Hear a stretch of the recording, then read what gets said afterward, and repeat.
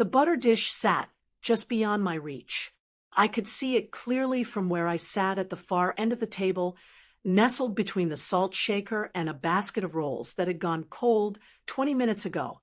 My daughter-in-law Jennifer was using it now, spreading a thick layer across her third piece of bread while talking about the kitchen renovation they were planning.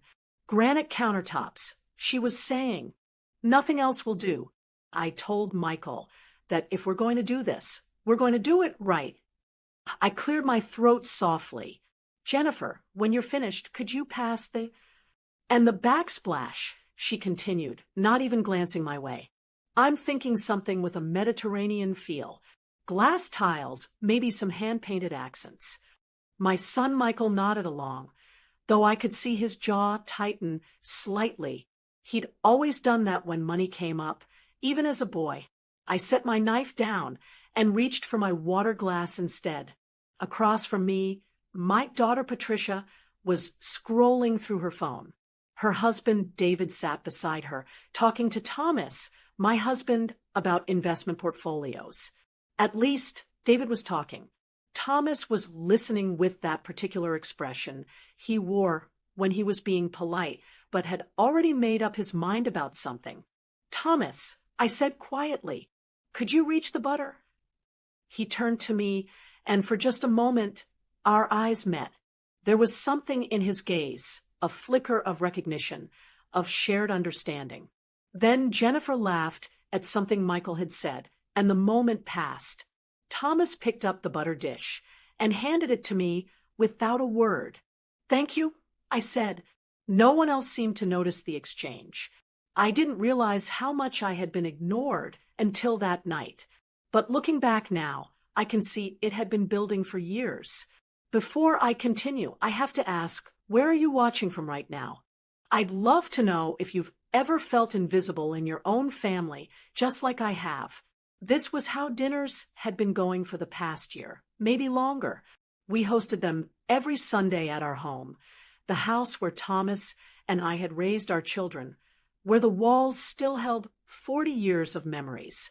The dining room table was the same one we'd bought at an estate sale in 1986, dark cherry wood that Thomas had refinished himself.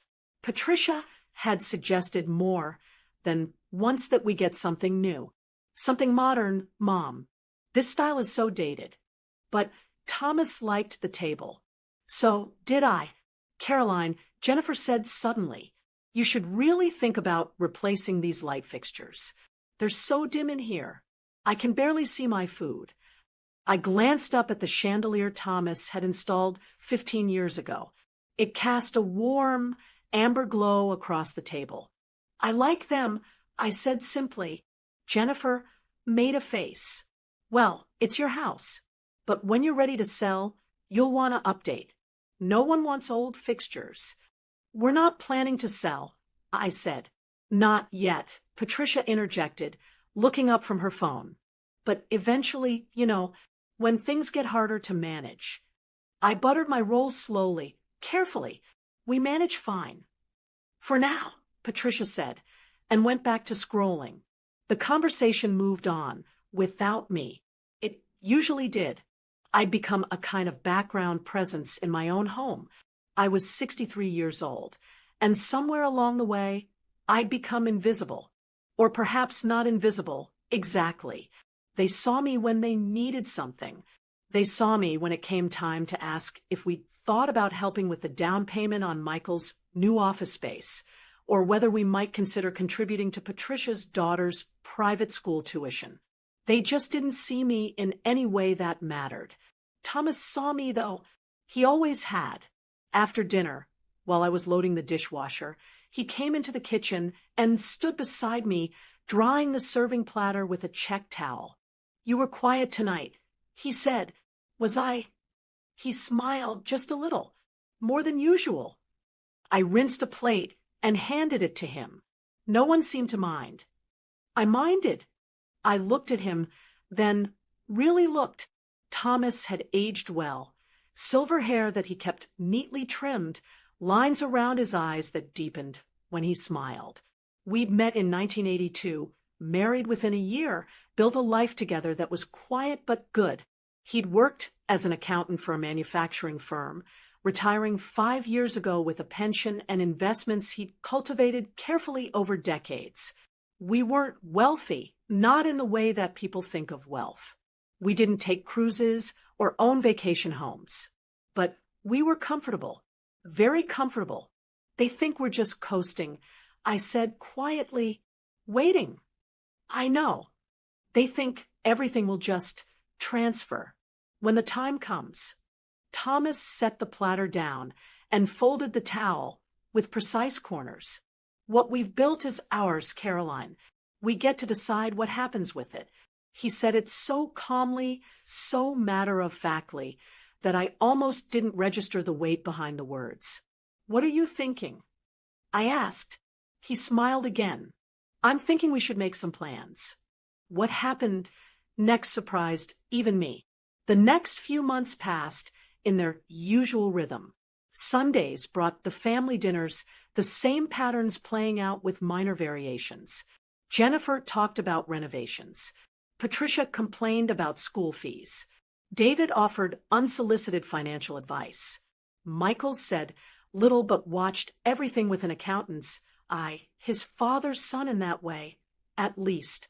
And I served pot roast and mashed potatoes and collected the dishes while they talked around me. Thomas had started spending more time in his study, the small room at the back of the house where he kept his filing cabinets and his father's old desk. Sometimes I'd bring him tea and find him with papers spread out in front of him, making notes in his careful handwriting. What are you working on? I asked one afternoon. He looked up, reading glasses perched on his nose. Just organizing things, making sure everything's in order. Is something wrong? No, he said, just being responsible. I believed him because I wanted to, because the alternative was something I couldn't quite let myself think about yet. In October, he started getting tired more easily. Nothing dramatic, just small things. He'd sit down after climbing the stairs and take a moment before standing again. When I suggested he see the doctor, he waved it off. I'm 70 years old, Caroline. Tired is normal. But it wasn't normal. Not for Thomas. By November, he'd made an appointment. The tests led to more tests, and the specialists led to a diagnosis that came in early December, delivered in a consultation room with pastel watercolor prints on the walls and a box of tissues on the desk. Pancreatic cancer, stage 4. I remember the doctor's mouth moving, explaining treatment options and timelines. I remember Thomas's hand finding mine, his grip firm and warm. I remember thinking, this is it then.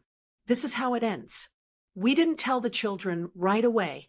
Thomas wanted some time. He said, time to process it ourselves before everyone else's reactions became the main thing we had to deal with. I understood that. So for a few weeks, we kept it between us. He started chemotherapy in January. Thomas approached it with the same practical determination he'd brought to everything else in his life. He kept his appointments. He took his medications at precise intervals. And he continued working on his papers in the study. Let me help you, I said one evening, finding him hunched over the desk with a folder full of documents. You are helping, he said. You're keeping everything else running. I mean with this, whatever you're planning. He looked at me for a long moment, then nodded slowly. All right, sit down. I pulled up the chair from the corner and sat beside him. The desk was covered with bank statements, investment portfolios, property deeds, insurance policies. Everything was organized into neat piles with labeled folders. You know what we have? Thomas said. Roughly. I did, in general terms. The house, paid off decades ago. His pension and Social Security. Investment accounts he'd been building since his 30s. What's the total? I asked. He told me. The number was larger than I'd realized. Quite a bit larger. Thomas, I said quietly. I was careful, he said. I planned. Every year, I put money away. I invested conservatively. That was 40 years of compound interest. Caroline, I stared at the papers, trying to absorb it. The kids don't know, I said. It wasn't a question. The kids have assumptions, Thomas corrected. They've assumed we're comfortable enough to help them when they ask. They've assumed there will be something left over when we're gone. But they've never actually asked what we have or how we want to handle it. They thought they knew everything about our lives, but they had no idea what was coming next. Keep watching to see what happens. And how do we want to handle it? I asked. He pulled out a fresh sheet of paper and uncapped his pen. Let's talk about that. We spent the next 3 hours discussing what mattered to us, what we'd seen, what we'd learned about our children and grandchildren, what we wanted our lives' work to mean after we were gone. Thomas took notes in his careful handwriting, asking questions, making sure he understood exactly what I thought and felt. This wasn't him making decisions and telling me what would happen. This was us, together, planning our legacy. By the time we finished, my tea had gone cold, and the sky outside was dark. Are you sure? I asked him. I'm sure, he said. Are you? I thought about Sunday dinners, about being talked over and ignored and treated like furniture, about Jennifer's comments about dated light fixtures and Patricia's suggestions about when we should sell, about the way neither of them had ever asked if I was happy or what I needed, or whether there was anything they could do to make my life easier. I thought about Thomas's hand finding mine in the doctor's office. Yes, I said, I'm sure. We told the children about the diagnosis in late January. Thomas insisted on doing it at a family dinner with everyone present, so he'd only have to say it once. I watched their faces as he explained, calm, factual, no drama. The cancer, the prognosis, the treatments that might buy him 6 months, maybe a year if we were lucky. Patricia cried. Michael went very still. Jennifer and David looked shocked and uncomfortable. It was Emily, Patricia's 15-year-old daughter, who came around the table and hugged me first. I'm so sorry, Grandma, she whispered. The weeks that followed brought more attention than I'd had in years. Suddenly, everyone was calling, visiting, asking what they could do. Patricia wanted to set up a meal train. Michael offered to handle our finances. Jennifer suggested we might want to start thinking about moving into something smaller. While Thomas is still well enough to handle the transition, she said delicately. Thomas, growing frilier but still sharp, just smiled. We're fine where we are. They started talking about the house more after that, always carefully, always with concern in their voices, but I could hear what they were really asking. What's going to happen to all of this? No one asked it directly. No one wanted to seem mercenary, but the questions circled around it. Have you thought about your estate planning, Dad? Michael asked one Sunday. It's handled, Thomas said. Do you have a will? Yes. Should we know who the executor is? Everything's in order, Michael. Don't worry about it. But Michael did worry about it. So did Patricia. I could see them exchanging glances, having quiet conversations in the kitchen when they thought we couldn't hear. Thomas saw it too. One night, propped up in bed with his medication on the nightstand, he turned to me and said, "They think they're being subtle." I know. Does it bother you? I thought about that. No, I said finally. They're showing me exactly who they are. I'm grateful for the clarity. He squeezed my hand. The cancer progressed faster than the doctors had hoped. By April, Thomas was sleeping most of the day. By May, hospice had gotten involved. They were wonderful, kind nurses who treated both of us with dignity, who made sure Thomas was comfortable. Our lawyer, Martin Hendricks, came to the house in mid-May.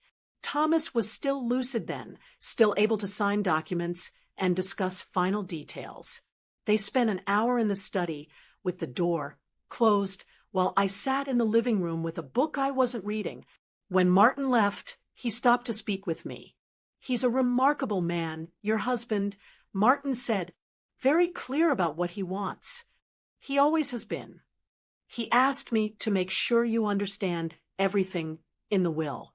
He wants you to be comfortable with all of it when the time comes." "I am," I said.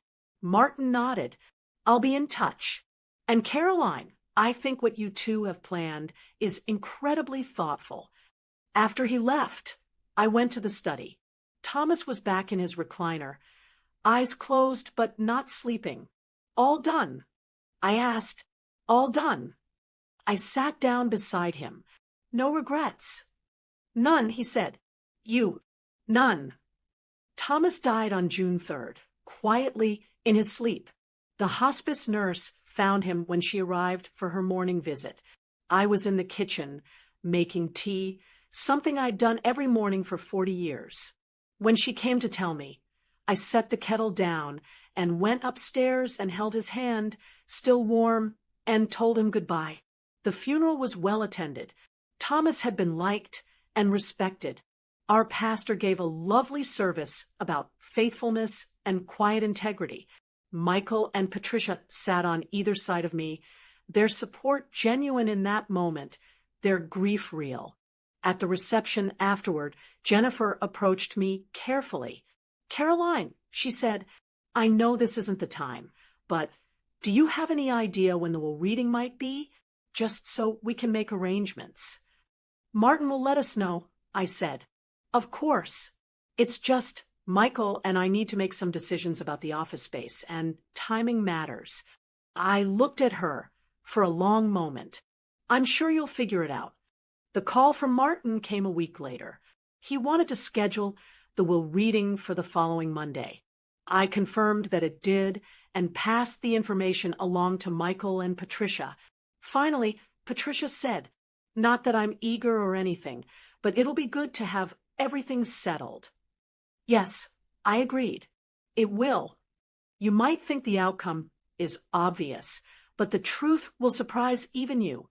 Monday arrived cool and overcast.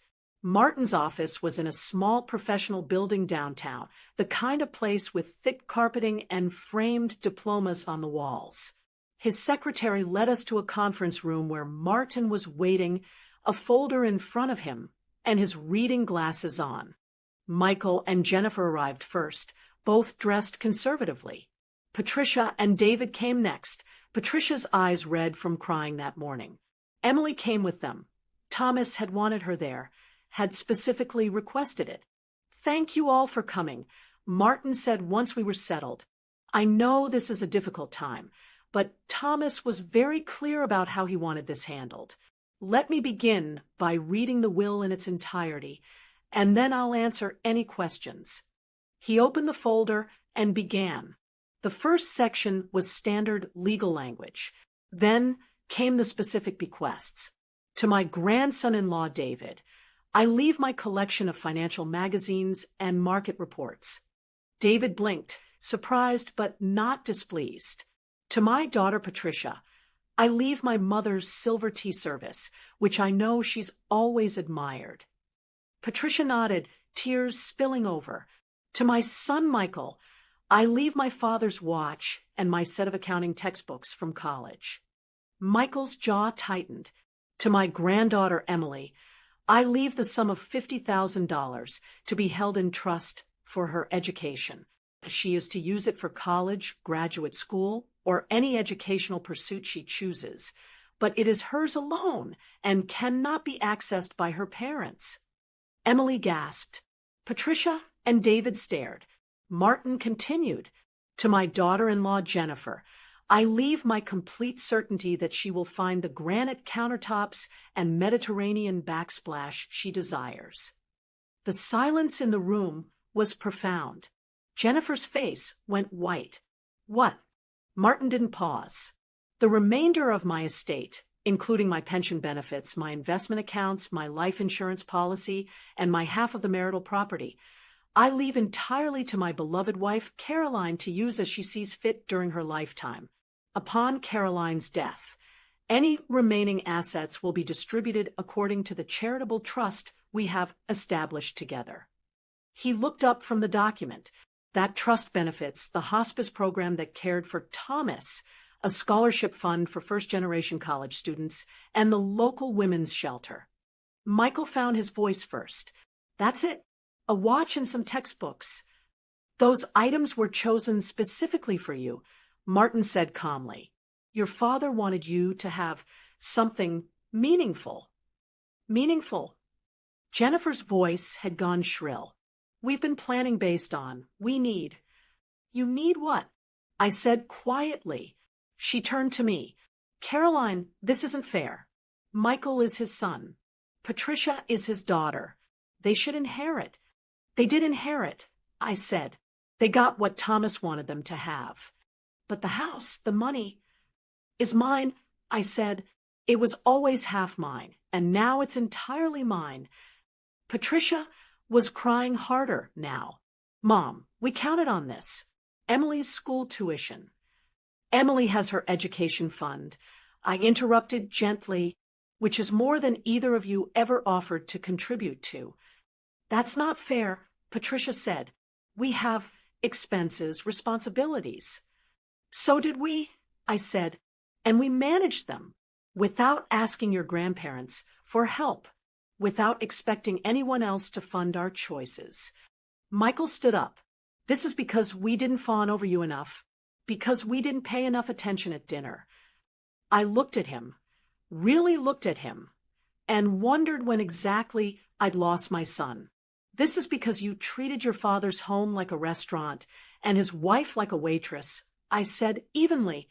This is because neither of you ever asked what we needed or wanted. You just assumed. You assumed we'd help whenever you asked. You assumed everything we'd built would eventually be yours. You never once considered that we might have our own plans. What plans? Jennifer demanded. To give it all away to strangers. To give it to people and causes that matter to us, I said. The hospice workers who made Thomas's last weeks bearable. Students who need opportunities. Women who need safety. That's what matters to us. Martin cleared his throat. If I might add, Thomas and Caroline's estate planning is completely legal and well within their rights. This will is airtight. I'm sure you do, Michael said bitterly. He looked at me. So that's it?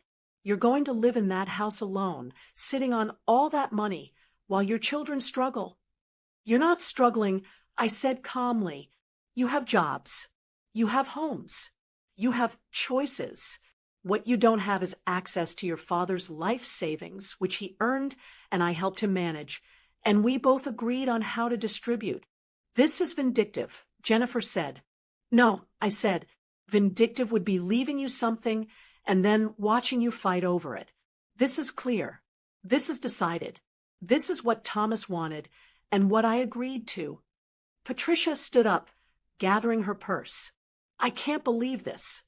I just watched as they left, Jennifer storming out first, then Patricia and David, then Michael, who paused at the door. I hope you're happy, Mom, he said. I'm at peace, I told him. That's better than happy. Only Emily remained. She sat in her chair, tears streaming down her face. Grandma, she whispered, thank you for the college money. I didn't expect. I never asked. I know, sweetheart, I said.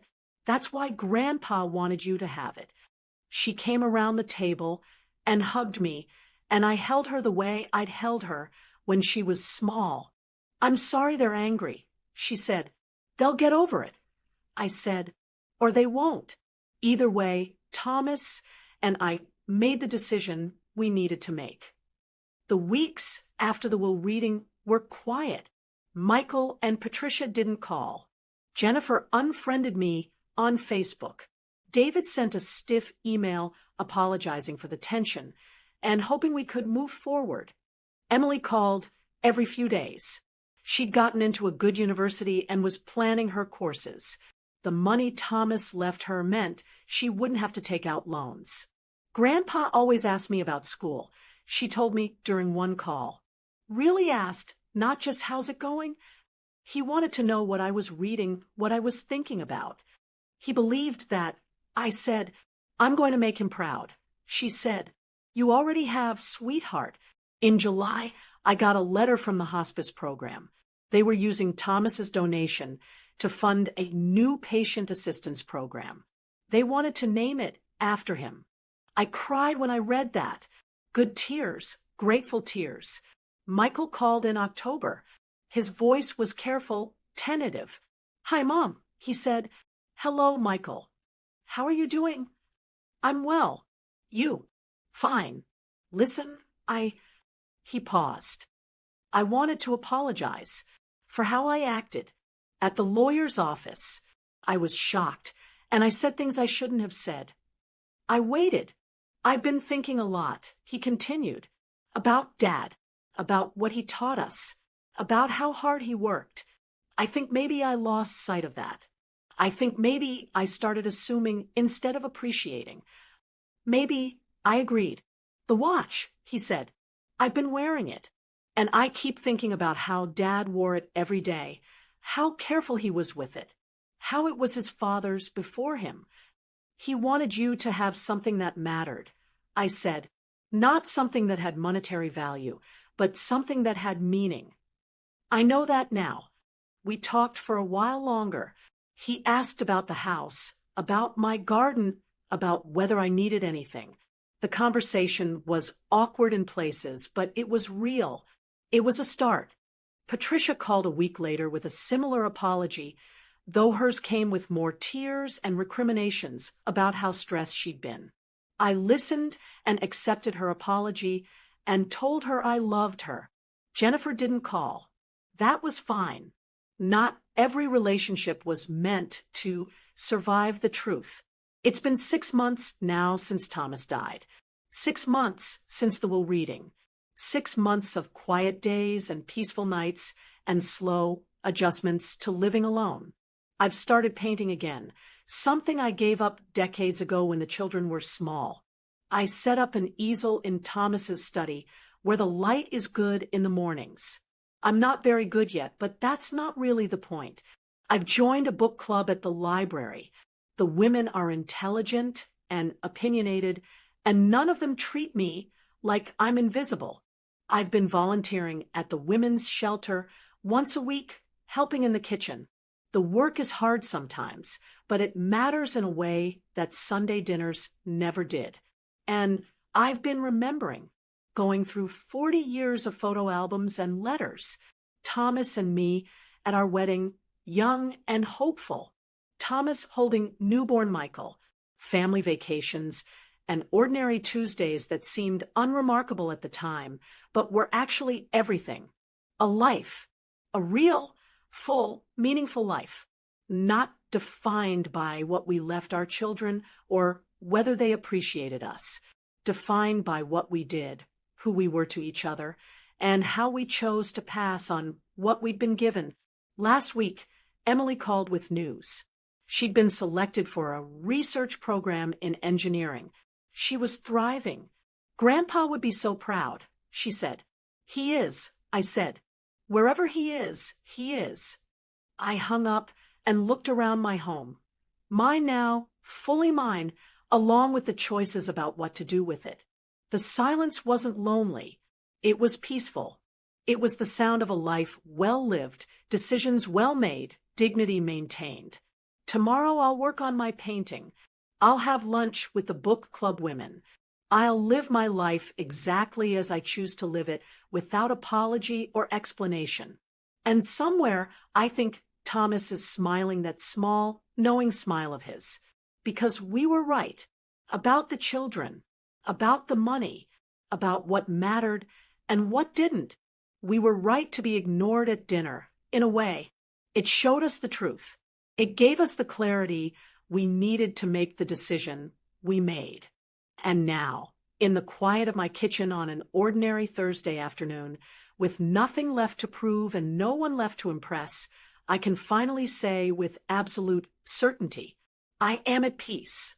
If you've ever had to make a tough decision for yourself, comment. I relate. I want to hear your story.